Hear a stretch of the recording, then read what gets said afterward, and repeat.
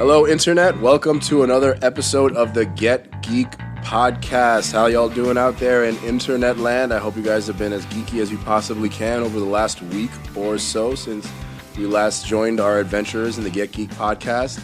Today, we're going to be doing another one of our Geek Out podcasts. We're just going to free flow and talk about whatever the heck it is we've been enjoying for the last few days. But first, let's introduce the whole crew from the podcast. You guys know me. I'm Jose. This is AJ. This is Wolfie. This is Walter. Eli, let's get it. What's Gucci, fam? Remember that? No. No, you don't remember that, do you? Oh, yeah. Who's going first? You're not doing Gucci anymore? Gucci or Versace? Which one? Neither. They both suck. Ooh. And Why the you- gauntlet's been dropped. Why you on I the guess we're never gonna bandwagon get sponsored for, by yo? them. Like Fendi. What's this bandwagon stuff? You're like, Fendi. What's Fendi? Oh, you know what? It probably has to do with a new trap song. Oh, no. Really? I don't know. No. I just literally searched up their products because a bunch of my friends were talking about it. So All right. Friends- So your friends talk about Fendi? my friends talk about that fashion what you- like a lot. is that what you're Like, geeking How out? rich are They your are. friends? Huh? How rich are your friends No, at that like school? some of my friends aren't even that rich, and they talk about it like on a daily basis. I don't Fendi's remember pretty doing that in middle school. Nah, definitely not me. I No. didn't talk about Fendi. I just Like, got, We talked about literally, other it's the thing stuff. it's the thing to get like the new Air Jordans or like Well, stuff like Well, that's that. always yeah, always yeah. been a to thing. do that. That's always been a thing. I It's always guess. been a thing. Anyway, let's move on. Let's move on. Shell top Adidas. What's up with the rest of you guys? Who else are we with today? Who else are we with? Who are you? What's your name? Who, me? Yeah. Mimi? Yeah, you. Walter? All right, then. I'm lost here. What's going on? We got to Hello. introduce ourselves because we just started talking about Fendi and all this stuff because Did we introduce ourselves? Yeah, we Yeah, did we did. introduce ourselves. I think Jose is a little didn't. lost. Yeah, we did. did. Yeah, we did. Yeah. He was the last one. No, keep going. Keep going. Who cares? Something's wrong with me this afternoon, guys. We went around the whole thing, and then we got into Gucci. I'm going to do... I think it's just because you guys have been arguing like for like. He just wants to argue about something. We should have left it on. I don't know where I am anymore right now, You know what I'm apparently, saying? you guys. Yeah, he literally said, "This is Eli," and then you said, "Was Gucci fan?" Remember? The fumbles. Anyway, you guys know who I am. Let's get started. What have you guys been like really enjoying over the last couple of weeks in terms of your geeky stuff? Anyone? You want to start it? Or you Yeah, wanna sure. finish it? Nah, I'll start it. I definitely shouldn't start at Do this we bring point. you in warm or do we bring you in cold? How does this work? No. So what I've been geeking out over is so in the last Geek Out that we did, I talked about Gundam, Iron Blooded Orphans, and kind of getting caught up with that. And I was continuing that and watching the second season, but this time I pulled out one of my old projects, which it's been kind of sitting in my closet for a long time, Okay. which is a perfect grade Gundam model kit. Get out of here! Seriously? That's sick. Yeah, absolutely. Wow. And so I What's used the scale to. size on that one. Well, it's 160. 1/60th of Okay. the full size. Well, So it's the largest. considering- Yeah, it's the largest size model kit that they make. I believe. Well, actually, I think they make a little bit of a bigger scale, but it's a much less quality kit. But anyway, for those of you guys that don't know what a Gundam model kit is, it's essentially a plastic model kit that has like hundreds of parts that you kind of put together, not exactly like a Lego because you have to cut them, snap them together, sometimes screw them together, and generally some kits like the Perfect Grade or Master Grades have a skeleton first that you put the armor on top and whatnot, and they depending on like the grade itself. Will kind of give you a challenging experience of building the Gundam, and the Perfect Grade being the most challenging experience that you can have. You have to be an actual engineer to build that one, I think. Not exactly, but there is some Well. electrical work involved. Yeah. So anyway, sounds involved. as a kid, when I got into anime, especially when I got into Gundam at a young age, I really got into collecting Gundam kits and building them, and at a very amateur level. But I used to. It was kind of like my weekend pastime. I would buy a kit, build it while I was binging the old school way of binging Well, like a series. cassette tape with the whole thing recorded. Or Well, something? it would be DVDs. Really? I would be either buying the DVDs or the old school Netflix way of ordering the DVDs through Netflix, and I would watch the episodes while I'm. hard. I remember Columbia House, dude. That's like super old school. You know how I used to binge my old anime? How? I used to wake up at 7:30 in the morning, put a cassette tape in there, press record. When the commercial came on, press pause. When it came back, press record. Yeah, no, I used to do that I used to too. do that every single I used to do that day. too, but you couldn't get like when I got into Gundam. The only thing that America had was Gundam Wing and Gundam. That's true. Gundam G. I did that with Which was Robotech. like Fighter Gundam or whatever. I don't even remember exactly the title. I was gonna say though, like that reminded me of what I was gonna say, kind of in relation to what you were gonna say, Wolfie. Mm-hmm. Like, Walt, you were talking about how you used to record like anime or whatever else, and then you would binge watch it on cassette. And I remember, of course, that the one that was one of the biggest ones that we watched growing up was Robotech. That's the one I used to Right. do. Right? And if you remember, I had a little Robotech kit for one of the F-14 looking fighters. Oh, nice. Like similar to what you the were Veritech. making. The Veritech. The Veritech fighters, exactly. But not as complicated, obviously. But I had one that like it was like gray parts that you kind of had to like cut It's apart exactly and like snap that. It's together, just like glue that, together, and all that plastic stuff. model kits. I never painted it, but I put it together. So I used to do these kits and stuff like that, and I've only I did a Perfect Grade when I was a kid, and it was just maybe a little bit too over my head. It was the Gundam Wing Endless Waltz version, and it didn't come out great. Not good at all. Like the build sucked. But this time around, I got a Perfect Grade from a cousin of mine. That he's actually the person that got me into building Gundam kits when I was a kid. He still has like a mass collection of Gundam kits, but I ended up picking up. I bought this Perfect Grade Mark II Gundam Perfect Grade from him like 3 or 4 years ago. Knowing how daunting of a task it is to build a Perfect Grade as it is, I didn't start it for a couple years, and then I finally started 2 years ago, and it took me like a week to build just the legs. Wow. Putting in like 2 or 3 hours a day. You know. Being as meticulous as possible to make sure that it comes out as perfect as possible, and then I just put it away, and kind of being afraid of like going back into it. I never opened the box again, but since I have a little bit of extra free time right now, and kind of falling back into the whole routine of binge watching Gundam, I decided to pull it all out, and last weekend I ended up completing the entire kit. Well, I can't say I completed the entire kit, but I completed the entire body, and I have some pictures. Yeah, the entire build. So there's a couple things that I'm still missing to build. Which I'm sorry. Did you say this is one you have to paint also, or is it already? So the parts already come colored. Okay. But generally you do have to do some painting sometimes, right? So like if you want it to be as accurate as possible, you have to paint like the grid lines, and you have to wherever you cut off the plastic and sand it down, you got to repaint those little parts so that you don't see the seam when you put the plastic pieces together. Okay. So it's a little bit more involved, and of course there's custom jobs out there too. But with this specific build, I built the body. I haven't built the jetpack or the weapons yet, simply because the body itself has electrical work where it has LED lights on the headpiece as well as the chest piece, and a couple other parts. Cool. I like that. And I need to find what the batteries are for. It's one of those like little dime kind of like watch batteries. battery type. Yeah, thing? exactly, like a watch battery type of thing that I need to find what the actual battery is that fits it before I finish building the backpack. And then once I put on the backpack, I'll be able to turn on like the lights and everything. But I have a picture of it, and I'll have it posted up. I'm curious to see it. Yeah, I mean, I'll post it up when we drop the episode, I guess, so that everybody can see what exactly I am geeking about. Okay. And yeah, I'm kind of like back into that whole hobby scene. I want to already build another Gundam and stuff. Like now that I kind of have like that itch again and stuff. Yeah, that's basically what I've been geeking out about. So mine kind of relates to you, and I have you to thank to a certain extent. To a certain extent, definitely because I bought, as I spoke about on the Friday Geek Out that we just did this past Friday. The one you bought on the story, right? Yes, I bought it in the store that you mentioned, Kinu Kunaya, I think it's called. Oh, nice. You went to the store? Yeah, I went to it. I didn't get to spend a lot of time there, unfortunately, Okay. because I had to go somewhere But you else. went upstairs. But yeah, I went on all the floors and I got to see like what it's all about, and like I saw the models that you saw, the Dragon Ball figurines that you saw. By the way, AJ, the Golden Uzaru is $80.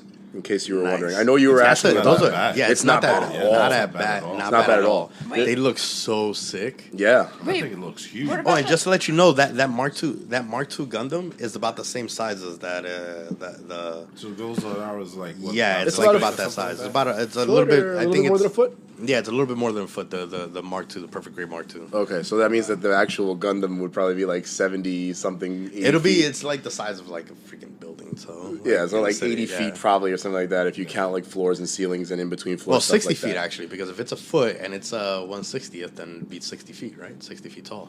Yeah, I mean, I guess if it's exactly a foot, then that would be exactly the scale. If you had 60-foot tall Gundam for that it's one. about Oh. 7 stories, give or take. Yeah. Actually maybe a little bit less. Yeah. Just one more thing on that. For those of you guys that are Gundam nerds out there, if you guys don't know, in Tokyo they've started the project to build an actual walking, working size I saw that. Gundam. Wasn't it like for like an anniversary or something like that Yeah, that for they wanted to the do that for the actual 50th Gundam? anniversary. 40th. 40th. This year is the 40th anniversary, So they which is why started there's a lot of last year. stuff. Yeah, they started last year. It should be done by the end of this year, before the end of this year.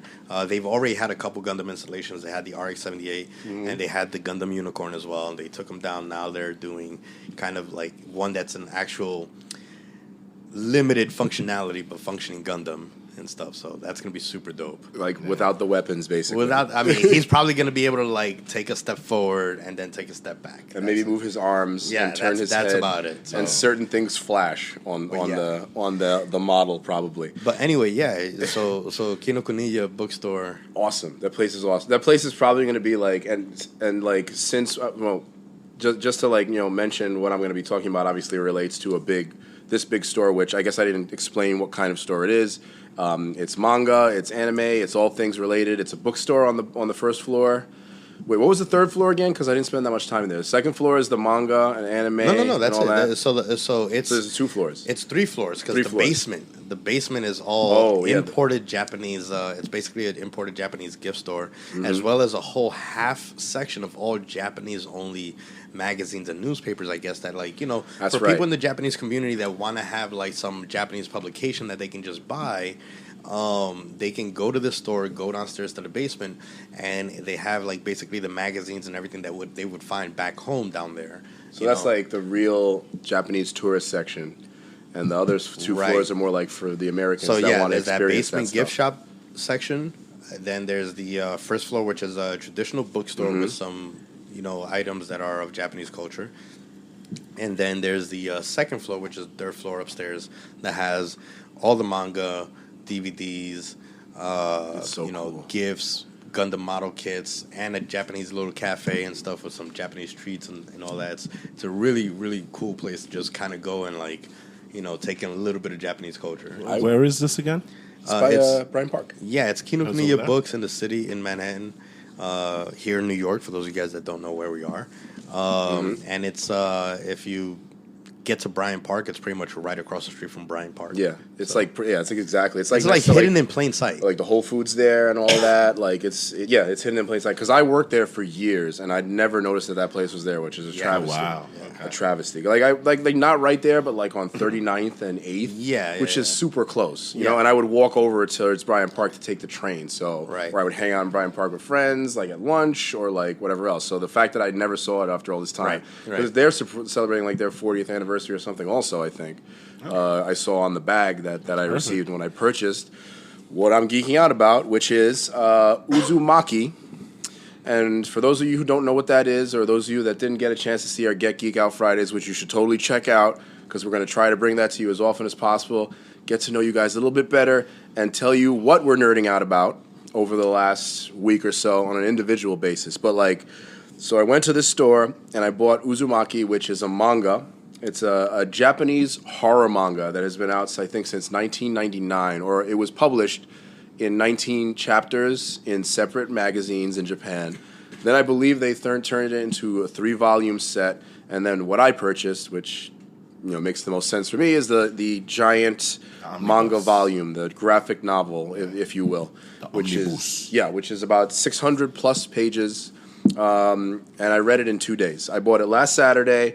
I was finished with it on Monday. Okay, wow. So I flew through this thing. It was awesome. Okay, so to give you a little bit more detail, Uzumaki was written by a gentleman who's basically considered the manga horror master in Japan. His name is Junji Ito. Yes, sir. I had never heard of him before in my life. I didn't know who this guy was. I hadn't explored any horror manga before. I hadn't really explored any kind of horror comic books or magazines or anything like that. But I saw a video, and I'm going to shout out the YouTube channel. It's this YouTube channel that's really, really great. If you like to see analysis on different media, it's called Super Eye Patch Wolf.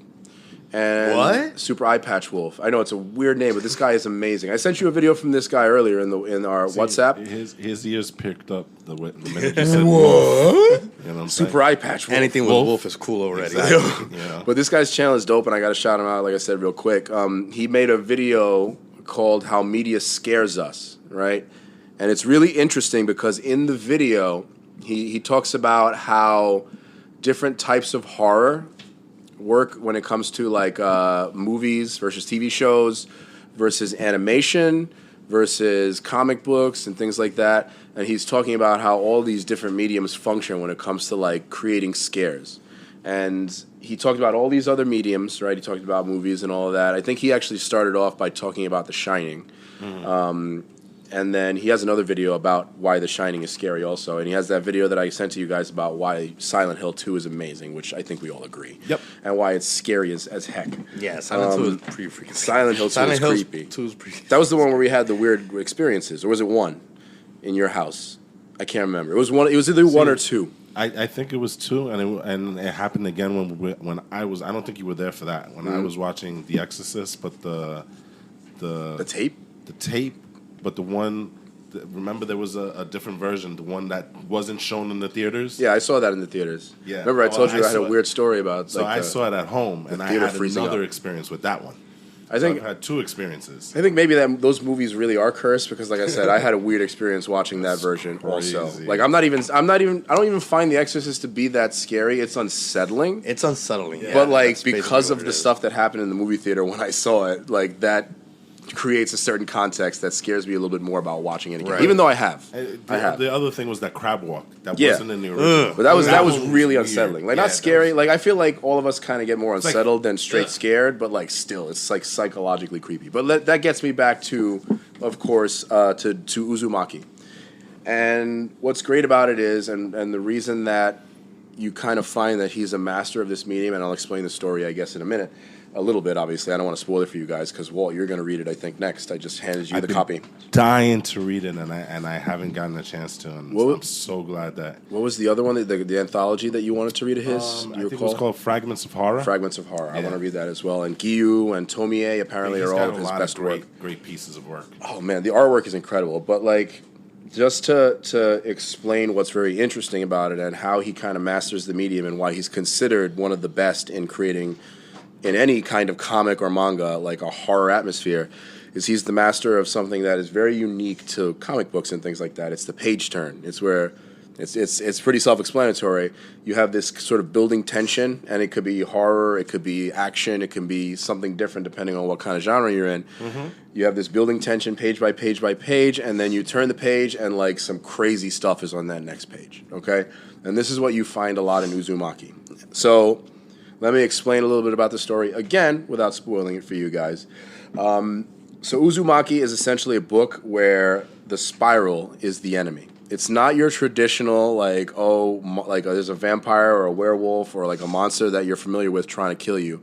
And that's something that's apparently very interesting about Junji Ito's work as well. He doesn't rely on established creatures or scares. He creates these totally weird new concepts for his books or for his manga, I should say. Or I don't know, he turns the people into their own enemy. It's very, very psychologically based, which is fantastic. And what this essentially is there's this town called Kurozochao, and there's two protagonists, Shuichi and Kiri, who are boyfriend and girlfriend. They're teenagers in this small Japanese seaside town. And essentially the town becomes infected with spirals. Now, what the heck does that mean? Again, without giving too much away, and then I'll stop saying that, obviously. What happens essentially is a few different things occur where certain people in the town might become obsessed with spiral shapes, so they go mad. Certain strange spiral-related events take place, like there's a hurricane that hits the town, and I'm not going to tell you what happens there either. One of the main characters becomes so obsessed with spirals that he begins turning parts of his body into spirals, which is super freaking weird, obviously.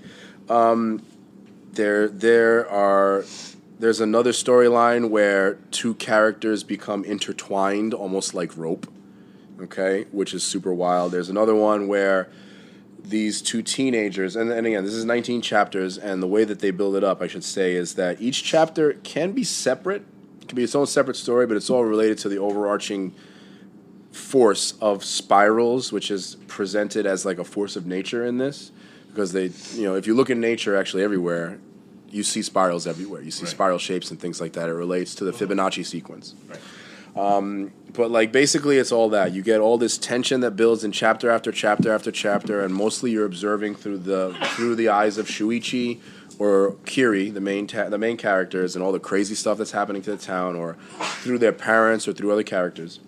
And things just escalate further and further and further, obviously, until the end. You have a lot of weird scares, crazy art, like unbelievable detail on some of the stuff that he does, like, and just he's just a fantastic at using the artwork and the individual characters to create the story. But it's also interesting because the characters, they're not really very complex, but what that does, I think, in this case, and like what has been said in some of these other videos, like the one by Super Eye Patch Wolf that I agree with, is that if you don't make it plot and character driven, then you are the character.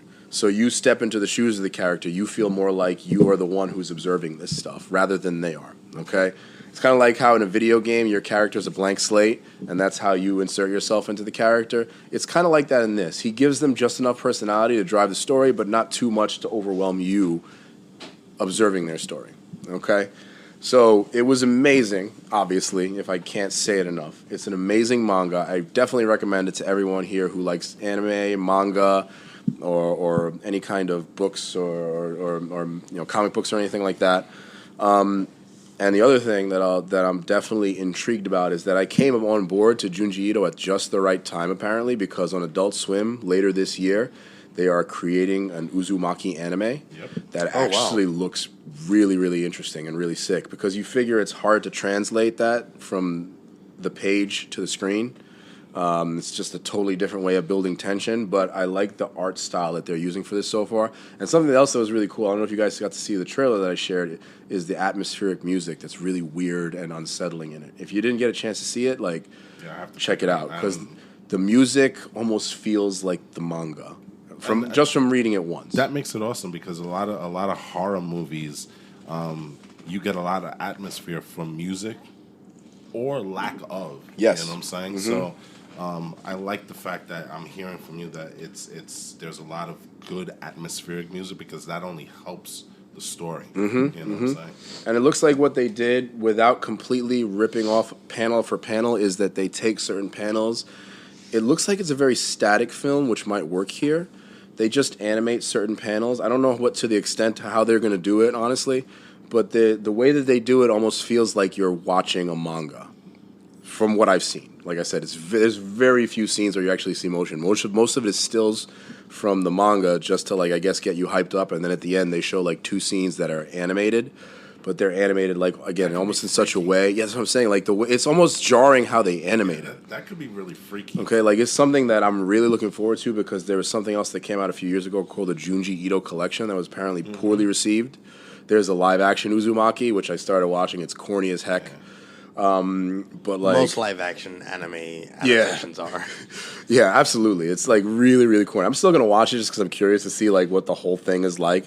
But like, I mean, yeah, I can't speak enough about this, so I'm gonna cut myself off before I go too far. And I already did speak about it on our Get Geek Friday, but I know Walt, you're gonna check it out. I definitely, like I said, encourage all of you to check it out. It's something that I think you would all enjoy. I'm definitely gonna read it, and I'm definitely gonna be checking out the show. Oh man, I can't wait. I can't wait. That's a given. But yeah, that's basically what I've been like really excited about for the last couple of weeks. That's my geek center right there, dude. I mean, all things anime and manga related, but especially that. All right. So, for me, everybody here at this table knows, my wife went into surgery this past week, and so I got a chance to stay home. Thank goodness she's okay. Yeah, everything went well and stuff like that. So, you guys know, but the audience may not know. But this leads into something, right? We love you. So, she had the surgery, and like I said, Monday, she went in on Monday, came home on Tuesday. Everything was cool. So I figured, you know what? I ended up staying home because I got to take care of her. She's a little weak from the surgery and stuff like that. So my thing was, this is going to be the perfect opportunity for me to binge on certain things, One of the things I was trying to binge on was Iron-Blooded Orphans and stuff like that. You got time, bro. You got time. I got as far as the 6th episode. It's on my list. All right, Netflix, it's all good. You got time. But I got there. And like when I text you, I said it's interesting that all these kids, they have like degrees in rocket science and space, engineering and stuff like that, which is fine. But I can get past that. The one thing is that Mikazuki, he's a cold-blooded. He's dude, cold. Man. Oh he my is cold. gosh, he is cold. You know what I'm saying? Stone cold. But anyway, Excuse me. So I tried to do that, and it's funny because when you're home, you think that you have all this time and you can do all these things, and it turns out when you're home, you actually have more stuff to do, which is totally. Then you look weird. around and you're like, oh crap, I didn't do that yet. Yeah, exactly. So on Friday, I guess wifey was starting to get a little stir crazy and stuff. So she was like, let's go to the movies. I said, okay. First I got to figure out if everything's okay, if you can walk and all this other stuff. And it turns out she was good. So Considering the movies you saw apparently as well. Yeah, exactly. So there's a movie theater by us that is like in a little strip mall. I decided not to go to that one. I went to one a little bit further. Which one were you thinking? Regal Atlas. Yeah. So I was going to do that. I but love that figured place. That's probably going to be a little bit more crowded, so I went to the Cinemark, which is a little bit further. And it was perfect because it wasn't really crowded, or you could say it was crowded, but it was crowded with invisible people. Maybe. That's a little hint to what I saw. But the funny thing is, before I get into that, so we're in the theater and we're kind of sitting down. There's recliners and stuff like that. It's dark. They're running the trailers and stuff. And so this dude walks in, right? And I'm like, okay, no problem. So we're in the back and we have the aisle seat. So he comes over. We're on row E or whatever and stuff. He comes in and again we're recliners, so I'm almost fully all the way down, right? He decides to walk in. So me being 6'3", at a recliner, my legs are still dangling, right? Yeah. So I did the nice thing and I said, okay, let me pull in my legs so he could walk through without bumping into me. He stops right in front of me and decides to sit down on my feet. Good guy. Think about that. What the heck? Homeboy was probably looking for a colonoscopy with a size 13 stuck up his butt because I'm like, whoa, dude, what is going on? He looks at me. He was like, oh, I'm sorry. So first of all, dude didn't have a ticket. Homeboy was movie hopping because obviously you're not going to sit in my seat because I'm already there. Obviously. So he moves over to the other thing. He sits down, stays there for like a quick minute, and then I guess he figures he's so embarrassed. He moves again and goes toward the front of the movie theater. I'm like, okay, good way to start this one off. Good old Cinemark. Yeah, exactly. Having to want to beat a dude up. Well, you know what? He was a little bit older, so maybe that played into it and stuff. He was like maybe 60 or 70. Oh, okay. But I mean, Still. you're going into an aisle and you know that somebody's sitting there. Why would you sit down on his feet? I don't know. That's my thing. Anyway. I'm just picturing this. I don't even know, like he was just literally, like, in front of you in the aisle, sitting on your feet.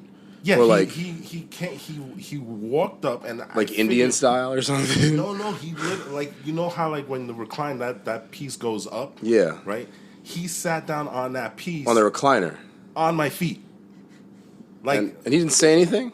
Huh? He didn't say anything. It took him like a couple of seconds before he realized he had sketches up his butt. You know what I'm saying?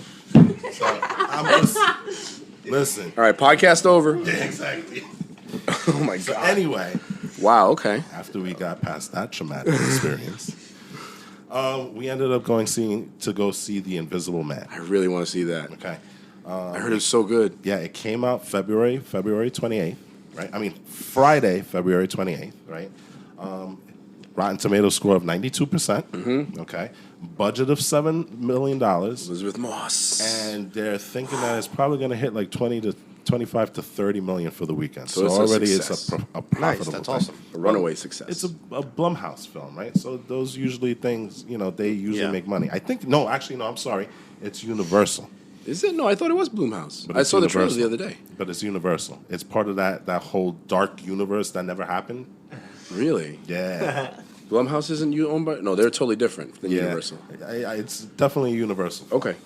Okay. So, and just so everybody knows, the Dark Universe was supposed to start with Dracula Untold, right? And that's the one. They're not with even Luke making that Evans. anymore, are they? No, it's a gone thing because The Mummy just totally killed it. This one could have probably brought it back. They should release. Well, maybe I'm not even going to say they should have released this for whoever knows, right? But Well, if you remember the cover, I think it was on Entertainment Weekly. They did have the Dark Universe stars, the Invisible Man was one of them, right? It was Because he had that tape, the old Invisible Man with the wrapped face. Yeah, and all it was that, Johnny and Depp. the hat.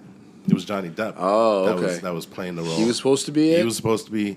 It was supposed to be Oh, Tom Cruise as the Mummy. They saved a lot of money then. Yeah, it was supposed to be Tom Cruise as the Mummy. It was supposed to be Russell Crowe as Jekyll and Hyde. Johnny Depp was supposed to be the Invisible Man.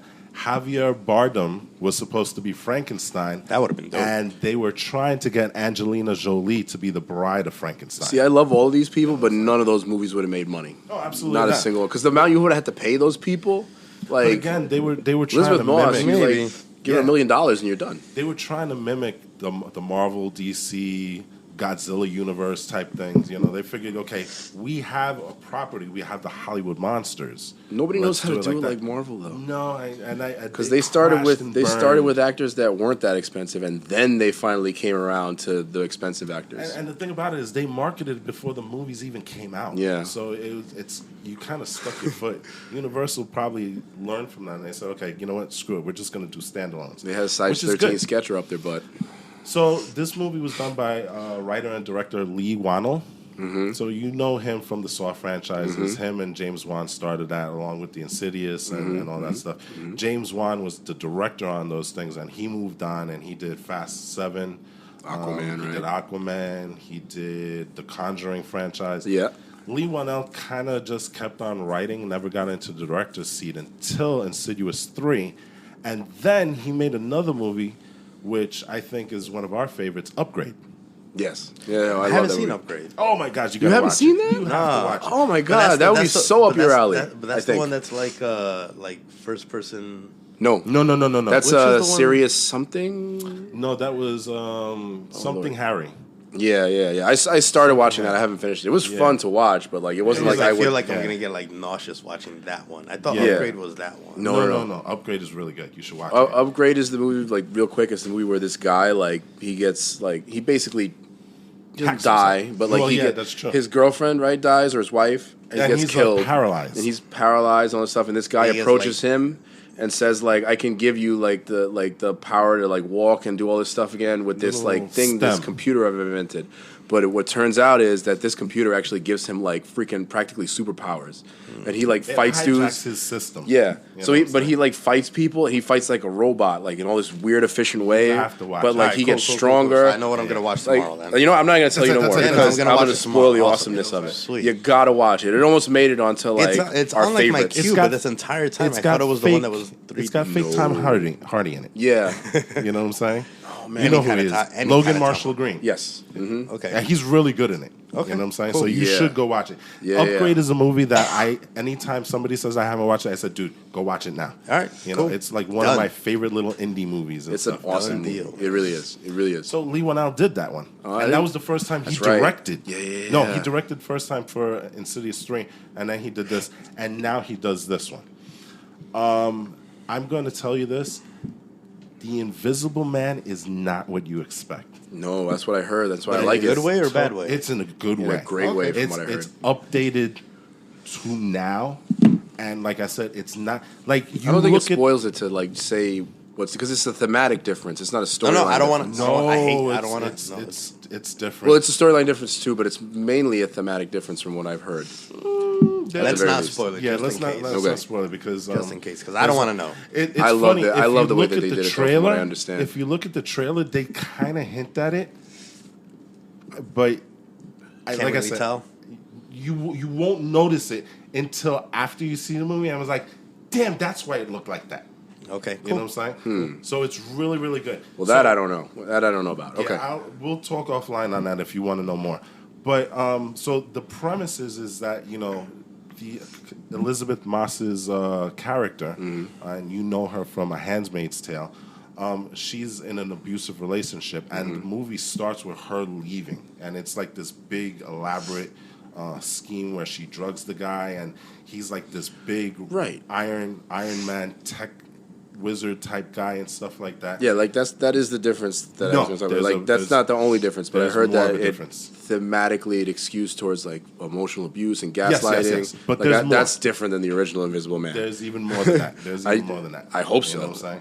But that sounds cool on its own right. Right. So you have this sequence, which, believe it or not, he was told not to put into the movie, and okay. he said no, this is going to be in there because we need to show how scary this guy can be, so that it kind of leads into the rest of the movie. Okay. And I'll leave it at that. But Oliver Jackson Cohen plays the husband, or Instead of Johnny Depp. yeah, exactly. And you'll know him from A Haunting from Hill House. I don't think I've seen Right. that, but You should watch that also. okay.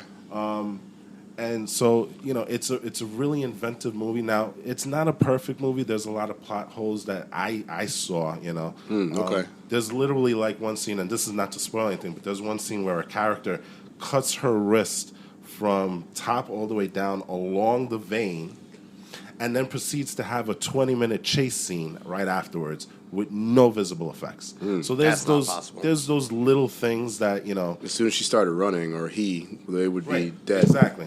They would bleed out. So there's It those takes little 8 things. minutes to bleed out. Yeah, I mean, if you're moving right, it's Yeah, if even you're moving faster. good, yeah, it's gonna be Yeah, fast. because know? your blood is moving even faster Yeah. that way. 2 minutes, 3 minutes tops, probably at that point, depending on how fast you're moving. But anyways. So there's these little things. So like I said, it's not a perfect movie, but if you can skip all of that stuff, you'll really have a ball with this movie. I like the You know what I'm atmosphere saying? that I see in the trailer. And it does lend Mm-hmm. itself to a sequel at the very end. So you have that. So that's a really good movie, and I suggest everybody to go.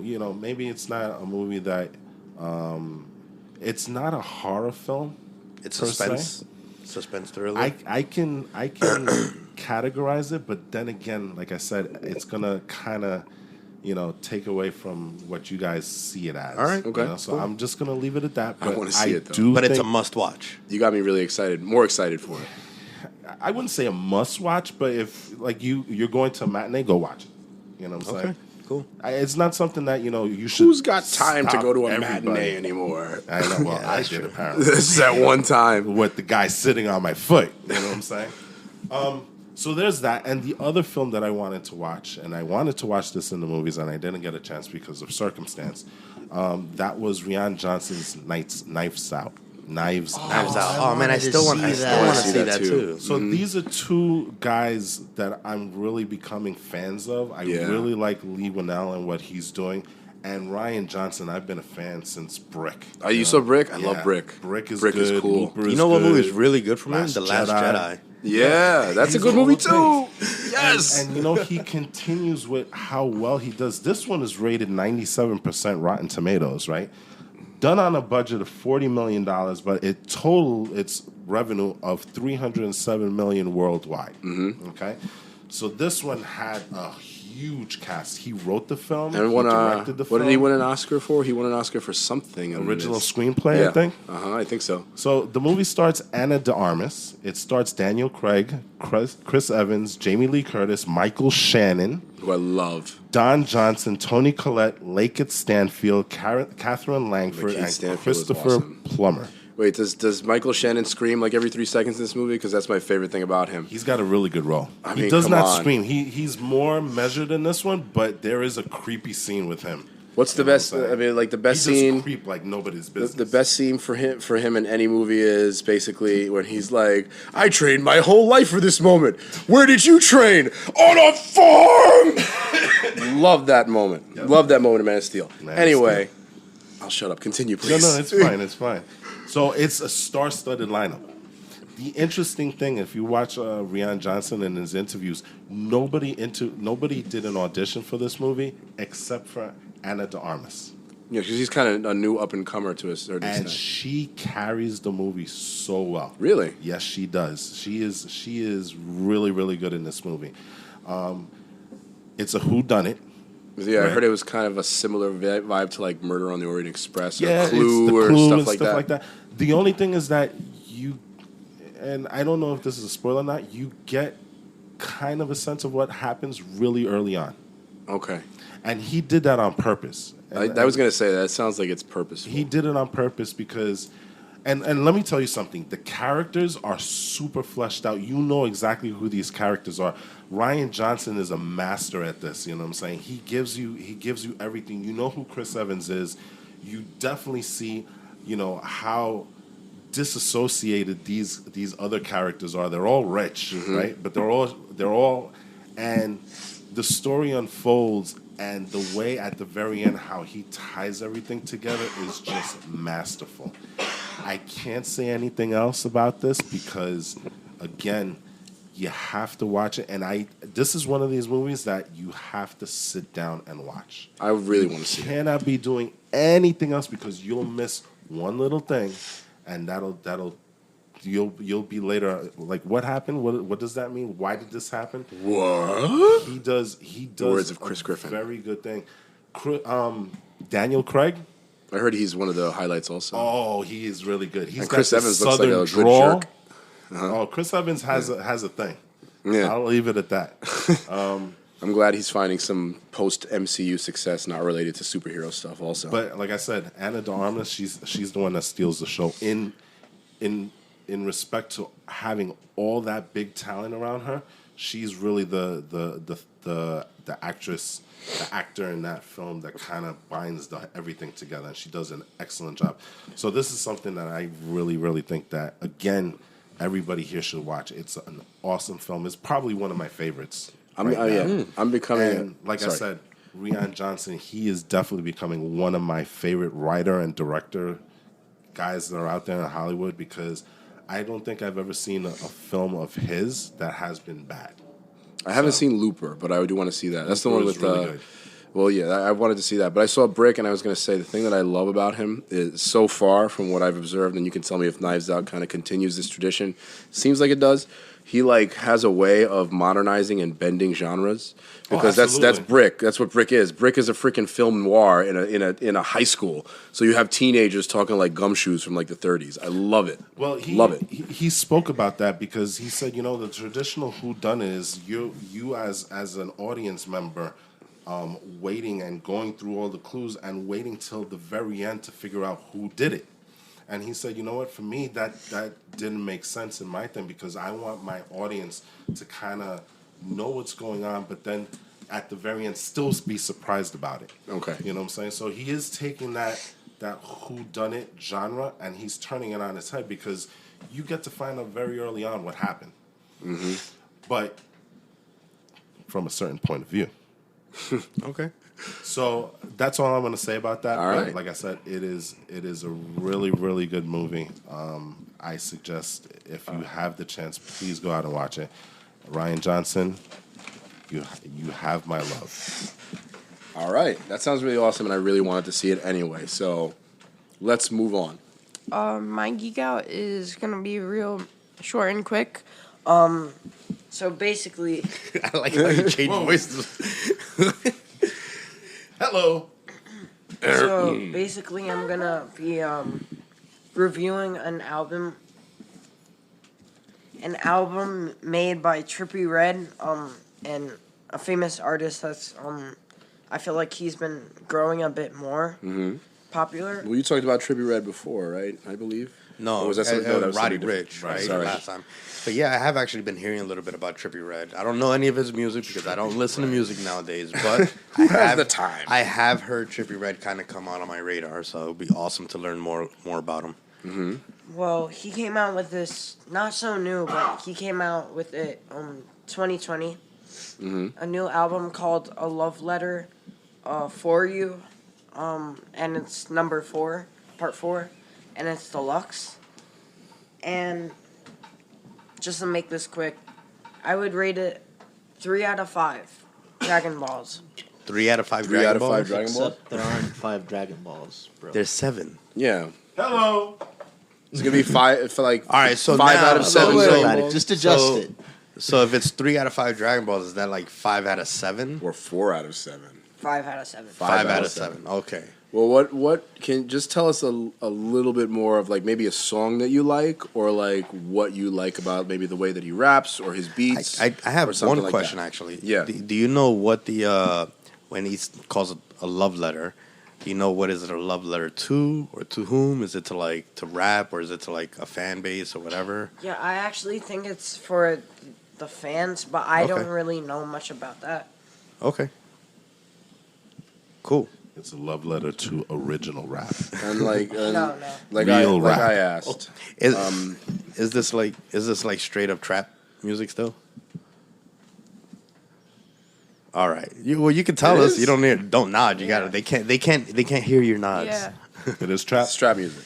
Okay, so like I said though, Trap. like I guess to kind of close it out a little bit, what is there a song that you really like? Yeah. Is there like what's your favorite song on the album Actually, so far? there's a couple because the main thing that I really liked about this album was how he worked with a bunch of different collaborators. Some that I've never heard of. Some that's like super famous in the trap Industry.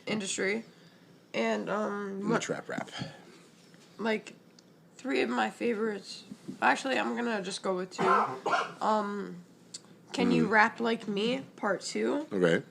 and which features Chris the King, and Six Kiss by Trippie Red, obviously, Juice WRLD, and Wine W. Melly, who are two of my favorite artists.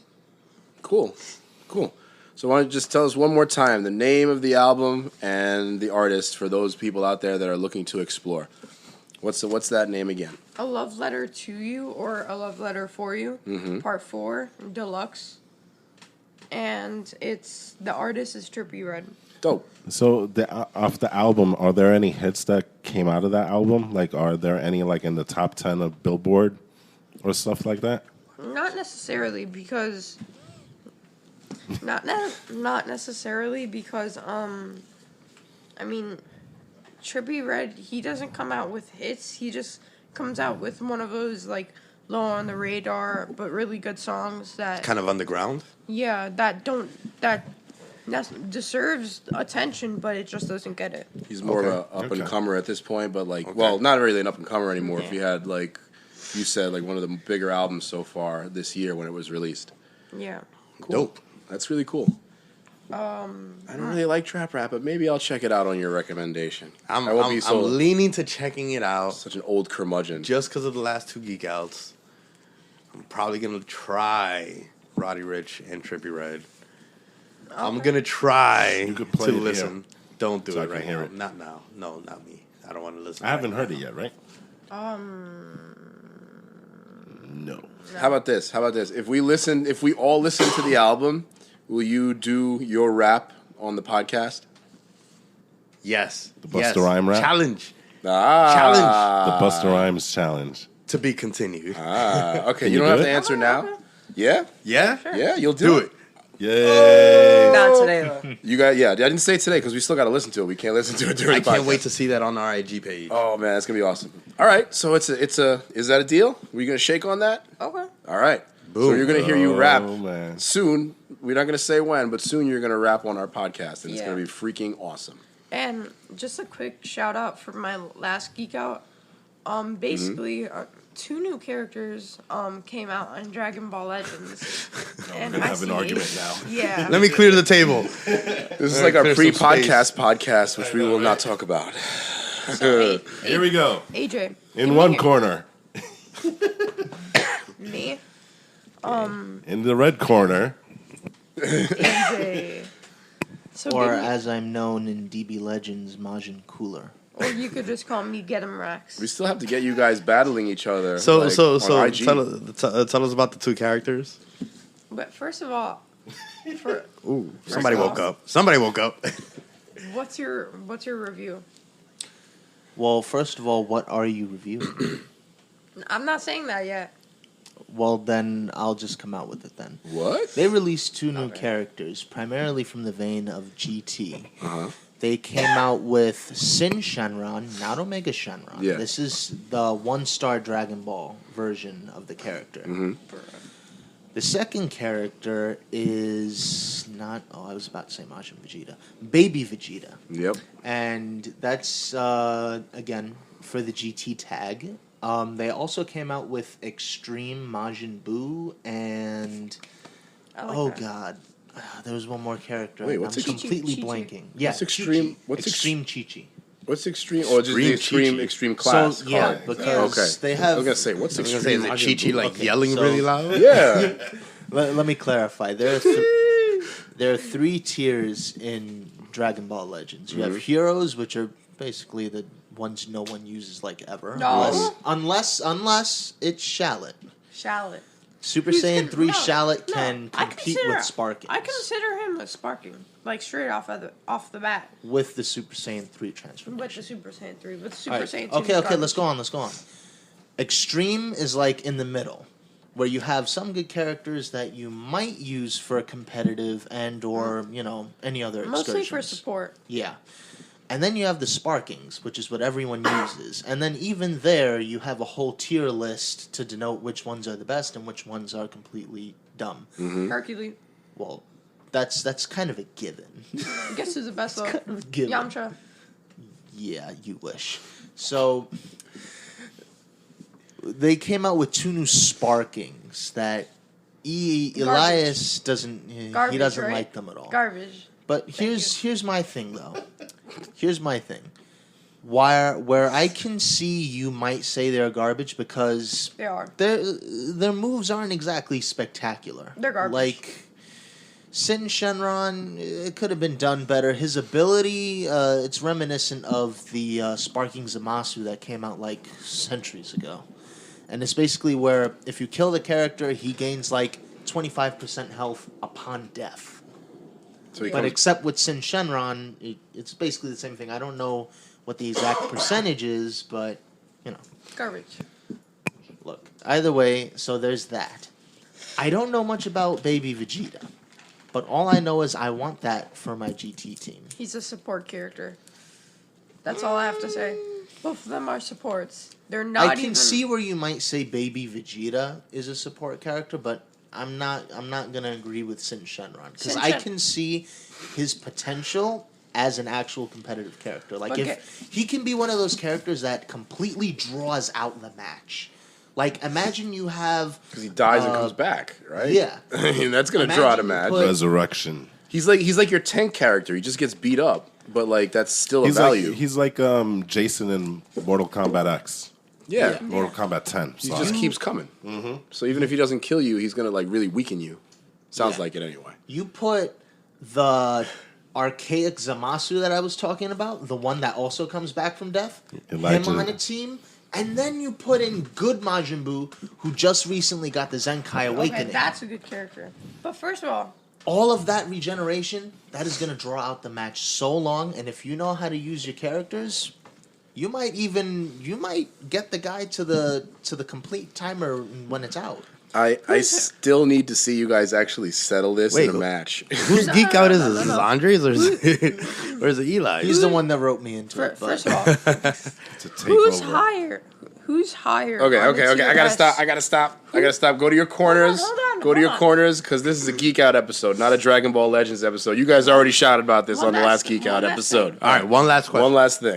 One last thing. Who's higher on the tier S list? Oh, no. Baby Vegeta or Shenron? Oh no.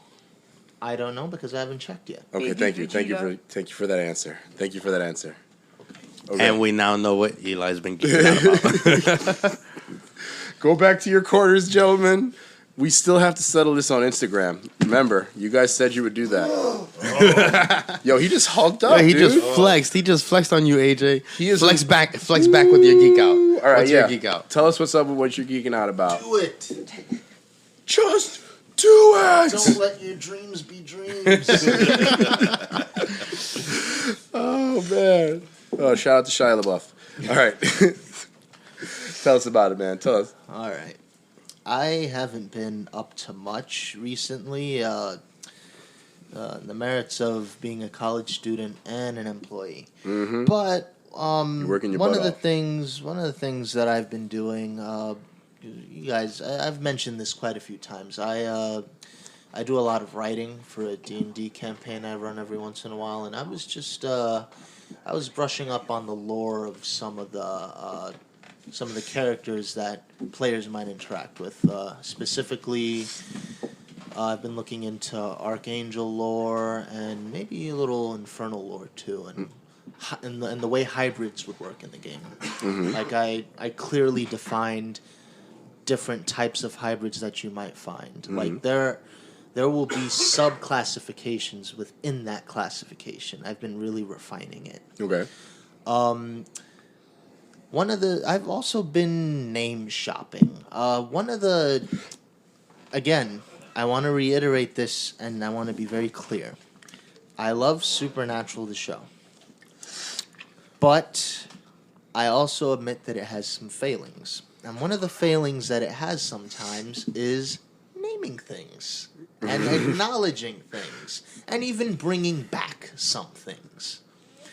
So one of the things that they don't have a specific name for is you know who you probably don't remember Alistair, but you probably remember Lilith, right? Do they ever mention the name of her species? Like clearly she's a demon, but you know how there's the Knights of Hell. There are the Princes of Hell. Spoiler alert. Yeah. They never have a name for Lilith's kind, the white-eyed. They just call them white eyes. Do they go? Hmm? Are they gonna go further in Supernatural? They... I'm sorry to kill... She got killed off. But she came back, so she might come back.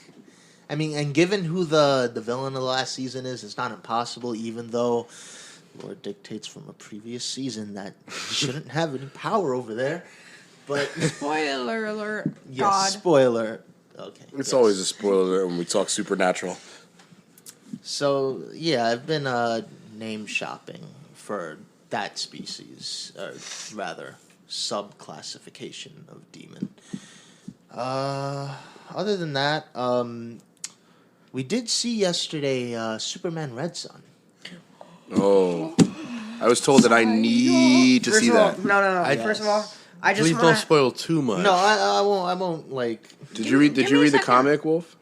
I did not. So I wanna before read we it go also. on, actually, I was going to announce this at the end, but I believe our next comic book reading club titles or subject is going to be Red Sun. Okay, yeah, I'm down because I'm definitely reading that soon, and we're going to watch the cartoon as well. Could I So just, Right. we'll be talking about that soon. could I please just do this for like a split second in the background? Can we just have the Is this going to be a spoiler? USSR national No, anthem? no, okay. That's going to be a spoiler. Don't do that. know. Oh, it's Red Sun. Yeah, but what? Wait, what? You're gonna play the actual Soviet Union national anthem? In the background. While we speak. No, God, we don't want to. We don't know how it's going to come out. What are you, a unfortunately. communist? Who are you, Bernie But- Sanders? Yeah, are you a communist? You said Okay, yeah. 1%? You said yeah. The All right, 1%? wait, okay. Remember, He's a red sun. this is. Now AJ's sending us back to our corners. Oh, Now AJ's telling us to go back to our corners. All right. So, Red Sun, tell us a little bit about it, but please don't spoil it because I really want to Yeah. see it and I really want to read the So- comic. I guess this is a failing on my part. I have yet to read the comic myself, so I don't know how it compares You guys. to the comic precisely. But I thoroughly enjoyed the movie. There was one thing that it took me really off guard at first because it's like, wait, he was really smart enough to do that? And then at the end, it's like, oh, okay, he's really not smart enough to do that. So it makes sense. So it was like you kind of saw it coming, but he really had you going there for a second. Yeah, and it was just, it could be deep at some points, you know? It talks a lot about free will and just, it touches on a lot of, I dare say, even like issues that, you know, are going on right now, if you really look at it inflectively. Interesting. All around a very good, and again, animated film from DC because they just can't crack the code. They're getting there, though. They are getting there. I guess They're really getting there. So is that kind of your favorite part, like the subtext and the themes that are going on underneath it? Because obviously we don't want to spoil it. Is that kind of like what you enjoyed about it as a piece of media the most? Yes, but I really took. Again, I don't want to spoil it, but I know it's hard. My favorite part was just is he really smart enough to do this thing? Okay. That was my high point. I really can't wait until we do that episode where we're comparing comic to the adaptation. Right. Because Wolfie mentioned that. Apparently, I'm the only one here that's read the comic, which I'm a little surprised. We haven't done either, Wolfie and I. Yeah, we haven't. know. So when we do our comic book reading club episode for Red Sun, maybe we should also include a full review of the movie. Yeah, because Yeah, let's do that. there are differences. There are differences. I'll just leave it at that. You know what I'm saying? Not major differences. This is actually pretty faithful to it, but there are pretty substantial differences. Okay, I don't even want to ask because I think that's going to spoil it way too much. And we can do that in that episode. You know, we can get into it a little bit better. But it was, like AJ said, it was a really it's one of the better adaptations that DC has done, and they're pretty good. You know, except for Batman Hush, but the less said about that, the better. Okay. Tragic, but very, very, very well done. at least in my opinion. I still have yet to compare it to the comic adaptation, but it certainly has my recommendation. All right. We're going to bring that to you very, very, very, very, very, very, very, very soon. Yeah, these fellas have to read the comic first. I think I'm gonna read the comic first, and then I'm gonna watch the movie because I think that's the best more way to do appropriate it. way. Yeah. I think. I really do think that's the. I mean, the best way. comic came out first, also, right? Okay. So Yeah. You know. Cool, awesome. All right, so we're gonna do it in that order then, just to make sure that we get the right experience. I was gonna watch the movie and then do the comic, but all right. No problem. I think you'd be better served reading the comic because that's the source material, and then watching the adaptation and then trying to see which one of the two is better. Okay. In your Cool. mind, at least that's what I think. So. Well, okay, we're taking the recommendation from the man who actually did it. So, yes, again, a wonderful conversation that we had today, gentlemen. Thanks for all of your contributions to this Geek Out episode. There's a lot of stuff here that I just picked up that I totally want to freaking check out now as a result of this. I definitely still have to check out Gundam. It was awesome about you speaking about the model that you were putting together. That kind of brings together what a fan you are of it. Yeah, I'm gonna take some proper pictures and we'll post it up on when we release the episode. Oh man, I would love to. I want to see that. I definitely want to see that also. And I'm curious to see the Invisible Man, even though I was definitely already curious to see that. Definitely. I'm gonna give Trippie Red a try and Roddy Rich just because you've spoken about them recently. We'll see how that goes. And well, obviously, we're going to give Red Sun a try, and we're going to have some more to bring to you in regards to that very, very soon. And you should all read Junji Ito and Uzumaki. Absolutely. Do it, people. Do it, people. It's freaking awesome. Once again, guys, as always, we want to thank you for joining us for another episode of the Get Geek podcast.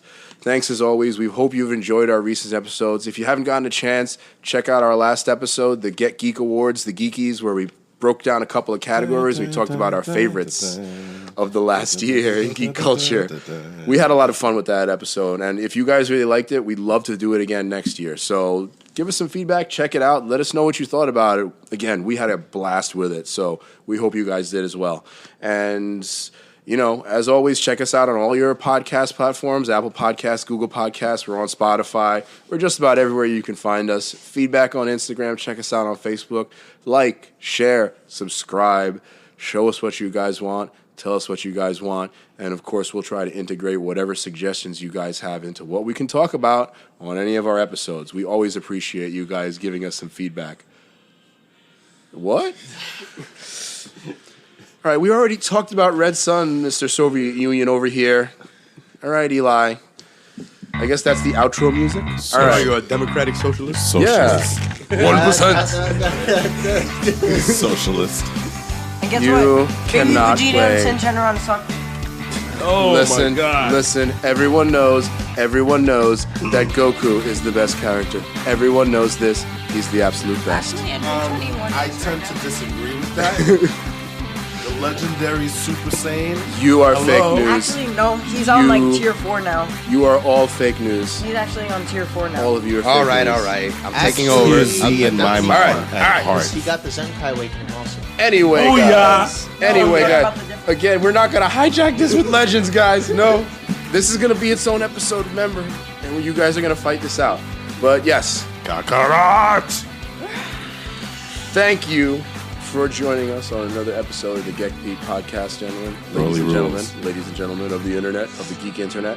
I am Jose, This is AJ. And this is Wolfie. This is Walt. Broly rules. Gucci and Versace suck. Always Fendi, Balenciaga, Supreme. Jesus Christ. But I'm not Louis Vuitton. I could name them all. And Broly. No. since when did you become a rapper? Actually, just you because are you- going to be rapping no, no. for us soon. Just because you rap, just because you know fashion doesn't mean you're a rapper. Okay. Ooh. Maybe not. Oh. Dropping you knowledge there? here. Well, I'm just wearing my nerd t-shirt, so you're going to be more stylish than I am. Anyway, as always, you guys, thank you very much for joining us on another episode of the Get Geek podcast. And as always, and as usual, and continue to stay geeky, my friends. Peace.